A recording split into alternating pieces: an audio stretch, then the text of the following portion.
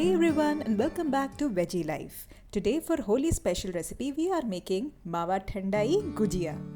To make the Mawa dough I have taken 1.5 cup of maida. To this we will be adding a pinch of salt.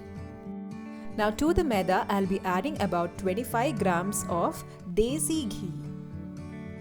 You can also use dalda, but ghee is a much healthier alternative compared to dalda.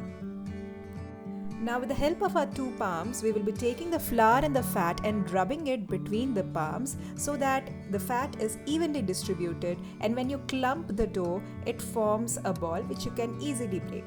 Add just about a little water to make a soft pliable dough. Here I don't overly knead the dough, just so that it forms a lump, and then with the help of a little ghee, we smear it on the top and let it rest for about 15 minutes. To make the gujia filling, I have taken a vessel and put it on a medium to low flame heat. To this I have added about 50 grams of mawa, which I will be roasting on a very low heat until it starts to turn its color to slight brown in shade. Switch off the flame once the mawa is ready. For flavoring I have taken about 4 to 5 pods of cardamom and about a half a tablespoon of cinnamon powder, which I'll be adding into a blender along with half a cup of sugar. And in about 2 or 3 blitzes your sugar powder will be ready. To add to the mawa, I have taken the Thandai instant masala mix that I had shown you in my previous video. To the mawa, I will be adding about 3 tablespoons of the Thandai instant mix masala. Make sure that the flame is switched off and you are only blending the masala along with the mawa here. Blend it until it comes to a dough consistency. Once done, we shall be adding the powdered sugar that we had made earlier to the mawa mix. With the help of a spoon, mix everything together so it blends in well. Now to the mawa mix, I'll be adding chopped almonds, cashews and pistachios for an added texture. Mix the whole thing together so they blend in well. With this, the mawa gujia filling is ready. Now for the next step, we shall take the dough and make small portions out of it and roll it into a ball shape. Flatten the dough and cut them out into circles.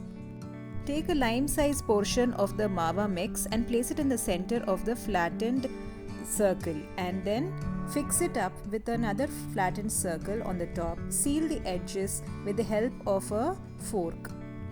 Your gujia is ready. Repeat until all the gujias are done. For making the sugar syrup, I have taken about 1.5 cup of sugar and added some whole cardamom to it, along with about 80 ml of water. Add a pinch of food color to the sugar syrup and let it boil until it comes down to one string consistency thickness. In another vessel, I have taken some oil for deep frying the gujias that we have made. Heat the oil until it is medium hot in temperature and drop in the gujias one by one. Deep fry them until they are golden brown in color. Do not overcook the gujias. Make sure that it is just the right color. Once done, pick it up with the help of a perforated ladle and drop it into the sugar syrup pot. Coat the gujia on all sides with the sugar syrup, making sure it has soaked in the syrup properly. Leave it into the syrup for about a minute and then remove it. Serve it along with the rest of the gujias onto a plate. For the presentation, I have garnished the gujias with pistachios and some dried rose petals. Now that the gujias are ready, you can serve them along with some thandai. If you find it interesting, do try making it and let me know how you like it. Until then, like, share and subscribe at Veggie Life. Bye.